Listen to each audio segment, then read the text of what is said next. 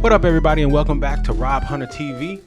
Appreciate you guys checking in with me again. If you do like the content that I'm giving you, remember to like, share, subscribe, comment, do everything that you think you should do to support a young creator like me. So I appreciate you guys stopping by. We have a pretty loaded show. The first thing I'm going to do, I'm going to address some of the comments that I got across social media in regards to some of the content that I put up about Kendrick and Drake. Then we're going to move to YouTube. They put out their monthly listeners list, which was pretty interesting to say the least. And we'll talk a little bit of Shedeur, a little bit of Asia Wilson, and then we'll end up with wisdom from a fool, or a fool's wisdom. Not sure if I settled on that name yet, but with no further ado, let's get into it. So last week I posted a couple of clips, one about clips. A lot of you guys took exception with their place in hip hop, which I have nothing to do with. They're now 9. So I don't know what happened to your enthusiasm between last week and this week. Maybe your enthusiasm being directed at me was the cause of it almost dropping out of the top 10 on week 2. But hopefully y'all can get it back. So it'll do at least better than To the Casket drops, okay? Which sold 62,000 copies. So hopefully y'all can. I think what you angry Clips fans and angry Kendrick fans need to do is realize, okay, that your anger at me is just projection. You're just projecting your anger onto me, which doesn't translate. Actually, I don't know if you think, or maybe you like look at the other comments and you think that support is somehow uplifting Clips, or maybe you just trying to show out for other people who commenting in the section. But you being angry and saying all that mean stuff to me, it doesn't translate, as you can see, to support for Clips. Okay, they're almost out of the top 10. So unless you guys do something, you got to rally, which y'all should do. Go into my comments and find everybody that said all this angry stuff about Clips. Y'all should meet. You guys should have a meeting. Y'all should create like create a support group, like a digital support group, and be like, what can we do to save our ancillary hip hop groups? What can we do to lift them out of hip hop obscurity, and let's keep them on the main line? Anyway, with no further ado, I also wanted to talk a little bit about, when I talked about last week, I talked about Drake being able to create new bodies of work that have nothing to do with Kendrick Lamar, and having them being very, very, very successful. I mentioned Nokia being one of those records, and it looks like which one, the new song with Central C is going to have some similar success. And not only just new bodies of work, but just new energy. As you guys can see, as you guys saw most recently a few weeks ago, he was able to do 60 songs at Wireless, 60 songs, and not do one beef record. And a lot of you guys are, oh, he did back to back. Yeah, he did back to back, but he didn't create a whole theme concert around it. The point that I was making. Okay, so when we start talking about, Drake being able to move on and create new bodies of work, I mean, his career was not built on beef, nor has he ever structured an entire business model around it. Kendrick has seemingly pivoted in his business, and he structured his entire business around it. The tour is centered around Drake and that one record. They say his name each and every night, multiple times a night. They have 2 songs that are dedicated to him, and then he has his own song in each of their set lists. He has a song in SZA's set list, Rich Baby Daddy, and he has Poetic Justice in Kendrick's set list. So he has 2 songs that are dedicated to him. They have certain skits or themes in there that are like making it look like he's been being deposed. That's directed at Drake, and he owns part of each of their set lists. Drake is going to make probably upwards of 6 figures off this tour, just off the performance royalties alone. It should actually be called, they might want to rename, it should be the GNX Drake Tour featuring SZA and Kendrick. Okay, because the reality is the theme of the tour is Drake centered, and everybody's there to hear one record. Are we going to be honest? We're going to have an honest conversation about this, and I keep inviting you to the adult table, which very few of you have accepted the invitation. You guys want to stay at the child's table, and you guys want to stay with the mudslinging, and you guys want to stay with anecdotal ideas instead of facts. Everybody at that show is waiting for Not Like Us to be played. And so if we're going to have the adult conversation, we can at least agree to that. But there was a larger point that I wanted to make, at least as it relates to Kendrick and the music that he's decided, or the pivot in his content and seemingly his business, because the energy around him and his fans has taken what I feel like is a little bit darker turn, with him deciding to make and dedicate basically this entire year to basically Drake hate season, he has evoked and he's seemingly speaking to a darker, more combative fan. Before, his music was more structured towards we gonna be all right and more uplifting themes, whereas this past year it has not been like that. What's the one record where he said, go to hell, I take him to hell? Like what are you talking about? It seems like he's used hip hop as a cloak for black nationalism. So when you start to say phrases like we don't want to hear you say nigga no more, who can't say the word nigga? That's white people, and that's based on solely upon the fact that Drake's mother is white and the fact that there is a beef right now, because you didn't mind him calling you nigga when he decided to take you on tour when Kendrick was a regional artist only performing in front of 3,000 people and Drake taking your audience to 15. You seem really appreciative about that. I know it's 15,000 people out there. I'm used to 2,000. He could say nigga all day then, couldn't? And so when you start to appeal to that demographic, when you start to appeal to a listener that finds that attractive, and then you double down on him, not like us, basically saying that he's what he's saying is what the culture's feeling. The culture is, and let's be honest, it's cold for you're not black enough. And for him to paint himself in that moral cultural high ground, I felt like is a bit rich. And one of the most anti-black things you can do is question another man's blackness, especially a black man that has helped you. You better have some real grounds to stand on outside of a rap beef or jealousy or what you call competition of it. I've always been a fan of his music. Shout out to Tristan. You don't question another man's blackness because of the competition. So for Kendrick to feign as some sort of Marcus Garvey on the microphone and then attack another man's, basically his racial purity, I think again you're appealing to the fan that finds that okay and that appeals to is some of the lowest level vibrational frequencies that you're going to get. And so with him appealing to that demographic, they are going to constantly want that red meat. It's like Trump. A lot of people who used to rock with Trump, like I used to watch The Apprentice, but once he evoked the hate, that brought out, we splintered, right? And I can almost guarantee you that the people who support Trump now, they didn't watch Apprentice. They weren't entrepreneurial minds. The people that you see at these rallies now, that person right there, they wasn't watching Apprentice. They didn't care nothing about the entrepreneurial world or the business world. He decided to trade in the business world for the hate world, which got him elected. So Trump can't come out talking about peace, unity, immigration reform, reparations, things like he can't do that or he's going to lose his base.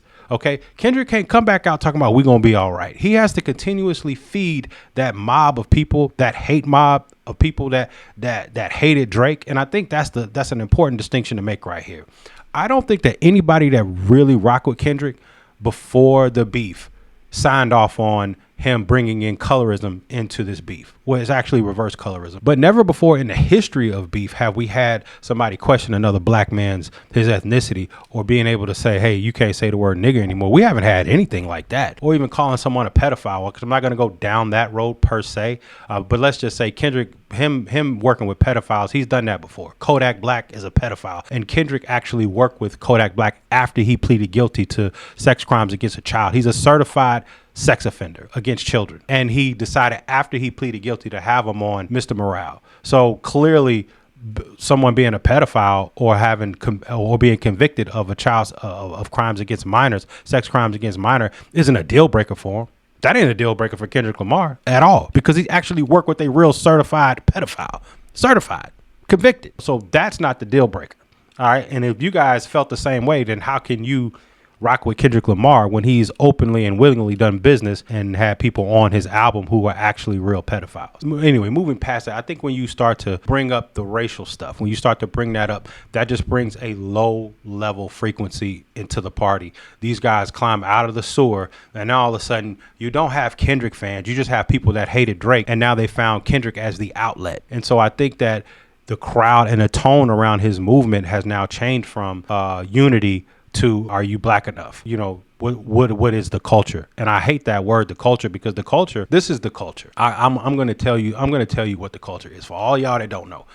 Lean in a little bit. I can tell you what the culture is not. The culture is not where you're from, how you speak, accents, what socioeconomic background you're from, how much money you make, any of that stuff. Normally what unites us is the fact that we're all minorities. We have experienced racism the globe over, no matter how much money we've had. Most of us have grown up or been a part of governments that have embodied some sort of systemic oppression. And that's the thing that unites us. So it doesn't matter if you're in England, you're in Toronto, you're in Fulton County, LA, wherever you're from, being a minority, that is the culture. And when you start talking about hip hop culture is not beholden to the United States. It's like jazz. Jazz may have started in Harlem, but it moved to Cuba. Cuba jazz is real. Brazilian jazz is real. French, okay? New Orleans jazz, that's all real. So there's not one sort of type of hip hop. What hip hop is born on the margins. And if you have your real story, no matter what it is, you could be rich, you could be poor. The black story is not rich or poor. It's a mixture. You don't have to speak with a certain accent. You don't have to sell dope, or you don't have to do any of that stuff. What hip hop expects is your truth over a hip hop beat. Bring me your truth and your experience over a hip hop beat. And then, of course, we mix in the party records and things of that nature. But hip hop is truth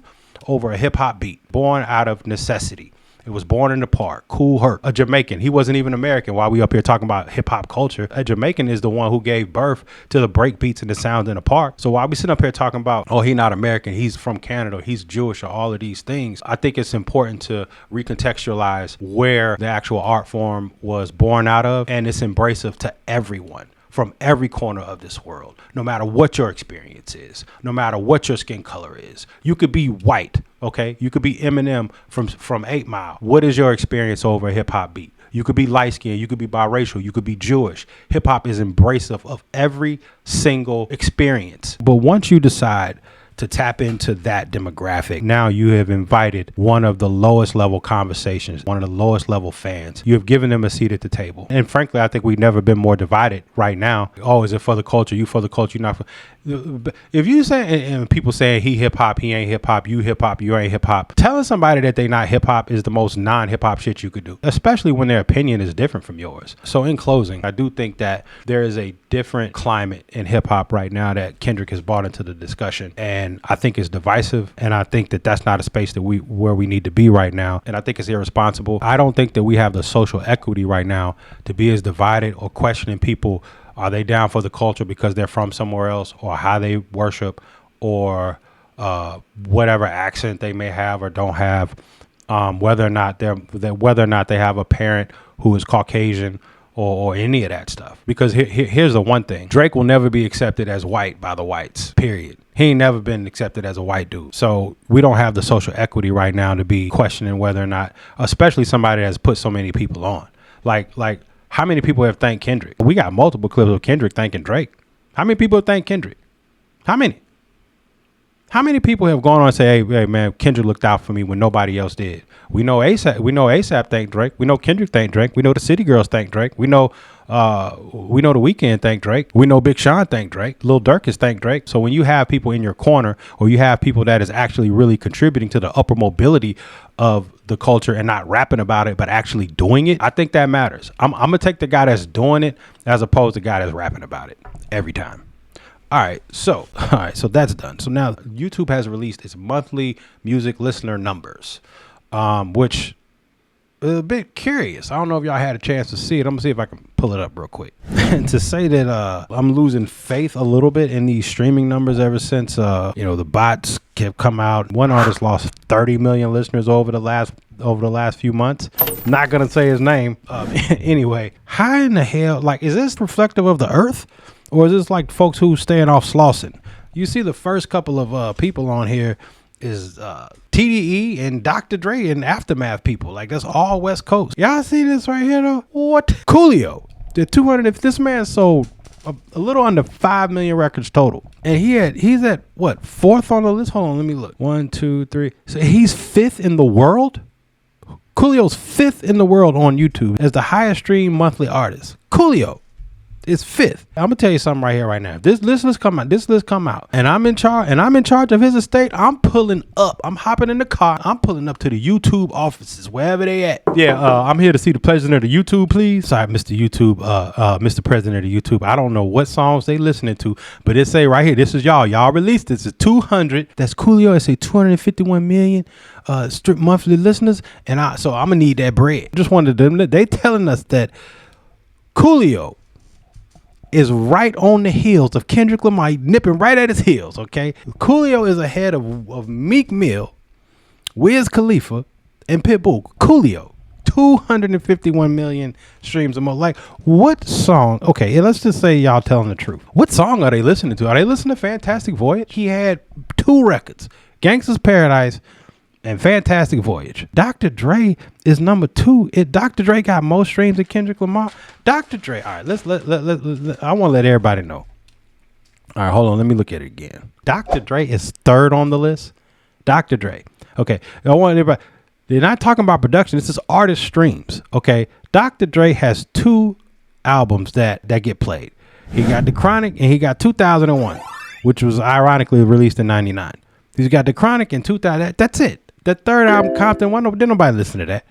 And the other ones is NWA. So you trying to tell me they listening to Been There, Done That? That they listening to Been There, Done. I'm supposed to believe that he getting more streams. He got 2 albums. You want me to believe this? And in addition to this, with 271 streams, they want us to believe that Dr. Dre is receiving double. Dr. Dre is receiving, with his 2 albums, is receiving double the streams or double the views or whatever, double of what Drake is getting. Double 207. And he ain't released a notable project since 1999. We just running out anything. I just want to get this straight. Drake has been the most streamed hip hop urban artist this past year, last year, the year before that, every single year. But on this list right here, Little Tecca is getting more burned than Drake. I got one question for YouTube. What did I miss? Cleveland. This is for you. Y'all about to fuck this up. So for those of y'all that are unaware, Shedeur Sanders is a quarterback drafted by the Cleveland Browns. He was projected to go in the top half of the first round of the draft. He was projected as high as top 1 or 2 picks, but he slipped all the way to the 5th round pick. Cleveland even went as far as to take another quarterback before him. So Cleveland drafted 2 quarterbacks, one that was not projected to go before him at all, but did. Shedeur Sanders dropped from being one of the top maybe 10, 15 picks, 15 on the low end, to dropping. He dropped all the way to the 144th pick of the NFL draft, a 3rd day pick. He was supposed to be gone in the first hour. It took him 3 days to get drafted. It is easily the worst and most inexplicable slide in NFL history. And no, Aaron Rodgers does not come to mind because he was drafted on the first day in the first round. So I don't want to hear no Aaron Rodgers comparison. It is nothing like Aaron Rodgers. Shedeur Sanders is listed as the 4th string quarterback. Now, for context, 4th string guys don't make the roster. 4th string guys are known as camp arms. They just bring them in. Maybe they may catch on at best practice squad, but he is listed as the 4th string quarterback on their roster. They have Kenny Pickett and Joe Flacco, who are battling out for the starter, or supposed to be anyway. Kenny Pickett just got hurt. And they have Dylan Gabriel. And last but not least, Shedeur Sanders, top 2 projected quarterbacks in the NFL draft this past year. The other one was Cam Ward. Guess who's been the best quarterback in every practice and every time they've taken the field since he was drafted? You guessed it, Shedeur freaking Sanders. And he's not even getting reps right now with the first team. He ain't even getting reps with the first team. He may get some now since he may get a couple now since Kenny Pickett then got hurt. But not even getting reps with any of the first teamers. He out here scrubbing dudes up with dudes names.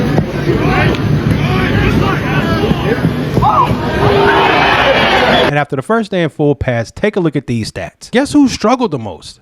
Yeah, you guessed it. The quarterback they took in front of Shedeur Sanders, Dylan Gabriel. It's not a knock on Dylan Gabriel. It's not his fault that Cleveland picked him before Shedeur Sanders. For all intents and purposes, Cleveland don't really deserve Shedeur Sanders at all. But they got him. And Cleveland is out here acting like they ain't Cleveland. Okay? Like they haven't had 40 starting quarterbacks since 1999. 40. They're acting like that's not them. Since 1999, Cleveland has had the most starting quarterbacks in the NFL. 40. A distant second is the Chicago Bears with 30. Okay, they out here acting like they didn't give up 66 sacks last year, or throw the most interceptions, or have the second worst completion percentage in the entire league. They acting like they ain't Cleveland. Well, maybe y'all all are behaving like you're Cleveland and about to mess this all the way up. Y'all literally drafted the quarterback that was best set up for success with the deficiencies and the problems that you had last year. Shedeur Sanders was the most sacked quarterback the last 2 years in Colorado. The most sacked. But guess who led the entire nation in completion percentage? Guess the quarterback who knows how to handle a hit, stare down a rush, stand in the pocket and still make the throw. Shedeur Sanders. So for all y'all ineptitude, everything that y'all had wrong with y'all last year, you drafted the guy that's specifically the medicine and the antidote for your lack of success and for your ineptitude. And he's 4th on the list. He's fourth. He should never been fourth. And now you have a problem. Because you drafted a guy in the 5th round and he's performing like the top 10 pick that he was supposed to be. And now you're looking crazy because Dillon Gabriel is looking like Dillon Gabriel, like he was projected to be. And Shedeur Sanders is playing like his projected draft slot. 40 quarterbacks since 1999. Y'all realize that's when cash money is taking over for the 99 and the 2000. If y'all flub this up, which it looks like that's what y'all trying to do, y'all deserve everything that comes with it. So all I'm asking you to do is just don't be Cleveland this time. Act like you know what to do when you get a franchise can't miss prospect like Shedeur Sanders. Now I digress. All right, moving on. Flage, I believe her last name is Johnson. Flage, basketball player for LSU, was on Club Shay Shay just recently, and they asked her about some comments that A'ja Wilson had made, basically saying that she could beat Josh Hart in a one-on-one basketball game. And Flage was very candid, and she said, do you believe that a WNBA player could beat an NBA player? Bro, I was just talking about this. I just don't, it's not physically possible. Like, you know what I'm saying? Like, I could barely grab rim, you over the backboard. Like, I'm not about to play you. Like, but like, no, an NBA player, like, no. Flage's caught some backlash for that. And, I don't know if it's understandably so, but I don't know what y'all wanted Flage to do. Y'all want her to lose her mind right quick and just say something? She was honest about what would actually happen. I think A'ja Wilson, and though I do admire A'ja Wilson, I mean, clearly she's the best player in the WNBA and has been for a while. She's been beating up on her peers. And so that type of confidence that you have, you know, when you are that dominant, well, that's the type of confidence you have that's normally commiserate with that kind of dominance. She believes that she can beat almost anybody, I guess, even NBA player like Josh Hart. But let's give it some context here, okay? A'ja Wilson is 6'4", 195 pounds. Her vertical is not listed.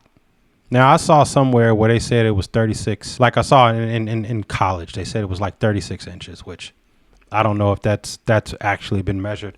But let me tell you how I know it ain't 36 inches. Because if A'ja Wilson's vert was 36 inches at 6'4", 6'5 and a half, she'd be dunking every other night. If the average height in the WNBA, the average height in the WA is 6 feet. So she already has 4 inches on them, and their average vertical, I believe, is somewhere around 26 inches, 23 inches. She would be dunking on everybody all the time if she had a 36-inch vert. That's unheard of. Now, let's give you Josh Hart's measurement. Josh Hart is 6'4", same height, 215 pounds, all muscle or mostly muscle. And so he has 20 pounds on her, and his vert is 38 and a half inches. Okay. To even really project or imagine what that matchup would be like, it doesn't even make sense. That's why we don't do it. But I brought it up because Flage is receiving some backlash for basically just using common sense. Look, A'ja Wilson, we admire you doing your thing. Josh Hart is one of the top athletes on the planet. He's not even a star in the NBA. What you think would happen if y'all matched up? If he played one night in the WNBA, he'd have 60. I'm going to keep this one short and sweet. Okay. There's no one right now that's probably enjoying the WNBA more than me, but Flage is correct. And your dominance in the WNBA does not translate to dominance against, somebody like Josh Hart. And I mean that respectfully. I'm going to close this thing out with my little segment, Wisdom from a Fool, or A Fool's Wisdom. Let me get Basquiat back up real quick. Is that okay, cool. All right, so we got him back.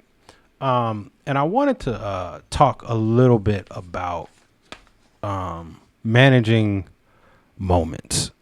And I didn't make any notes for this, and I wasn't even going to do the segment, but I'm deciding to go ahead and do it.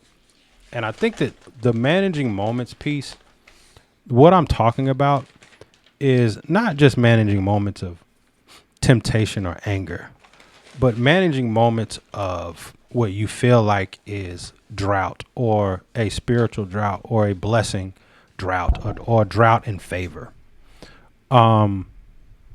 Because oftentimes when you're in these seasons of drought or a season of barrenness, you can tend to act in desperation. It can tend to make you lose hope. It can tend to make you act in ways that will, just take you further off the path. And so what I wanted to basically say about, managing moments of of hardship is understanding that they're moments. And what's happening when you're in a season of despair, if you will, is that generally speaking, you're being fortified. You're being forged for great. You're being sharpened because it's who you're becoming in those moments of despair. It's who you're becoming in those moments of hardship. It's who you're becoming in which you feel like you've been forsaken, that is going to help you persevere into success. Right? You think about a sword. It's forged in fire. Right? So hardship or adversity is your version of fire that's creating the sword, that when it come time for war, you're going to be ready to slice and dice through some things.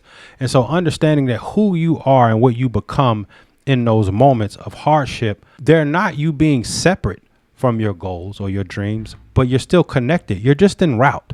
Okay. So don't think of yourself as being disconnected from your greatness or disconnected from your calling or disconnected from your blessing. Think of yourself as en route, and you have to keep pushing forward. You have to keep forging along. You have to stay prayed up. You have to stay in those positive spaces. I know sometimes when I'm in those, those moods or those moments of hardship, I don't want to, and sometimes I have to seek outside motivation. I have to seek motivation from outside. I have to seek, positive YouTube videos. I have to seek those, just something that can minister, something that can get me going on the right track. And I don't be feeling like doing that shit. I don't feel like listening to that, especially when I'm in a funk and I'm in a bad mood, or I'm going through, like, I'm angry. I don't want to hear that, because right now what's in front of me, it don't feel like, the sun is going to shine no time soon. But understanding that in those spaces that you got to be your own light, because the reality is this: nobody's coming to save you. Nobody's going to loan you that money. Nobody's going to call you to give you that opportunity. Very rarely. You have to create all of that on your own, and understanding that who you are in moments of despair, you can depend on you if you make it through that situation. Understanding that God gave you. That's all that he had to give you is you. He don't have to give you the best family. He didn't have to give you the best job, the best body, the best brain, the best, none of that. He gave you, and God don't make mistakes. You got to understand that everything you need to make what you want happen is already inside of you. It's up to you to cultivate it. And so if you understand, if you keep going, okay, God is already opening the doors for your success. You just have to keep walking. You just have to keep believing. You just have to keep forging along. That's it. But he gave you everything you need to push forward. He gave you everything you need to see the summit. He would not make you less than. He would not make you short. He would not make you deficient. He would not make you less than anybody else. You are perfection. You are. But it's just you being able to tap in and believe that you have all the resources are baked inside of you. And you just have to believe in yourself, and you just have to bet on God, and you just have to keep acting, and you just have to keep working, right? Because faith without works is dead. You got to do the work, and work don't feel good. Work don't always feel good. It feel like work. It feel like you don't feel like getting up. You don't feel like doing this. You don't feel like making a call. You don't feel like doing the push-ups. You don't feel like doing the research. You don't feel like putting yourself out there. It's work. But if you do the work, you give them something to bless. Faith without works is dead. So look alive, get up, get going. Okay. I want to thank y'all for hanging out with me today. I appreciate if you heard that message and you listened to that and you felt a little bit of it and you feel like somebody else could benefit from it, feel free to share it. Feel free to comment. Let me know that it may have helped you. I appreciate you guys hanging out with me. My name is Rob Hunter. Feel free to share, like, subscribe, and whatever other thing you could do to help me out. I will be back next week with another show. I'm still trying to get down to a routine. I think I got it now on how I want to do this, but it's been a work in progress trying to carve out a schedule. But I thank you guys for hanging out with me. You guys are awesome. Keep commenting, keep liking, keep sharing. And just keep supporting me. And I promise you this show will get better. Okay. Thank you so much for hanging out with me. And I'll see you guys again soon.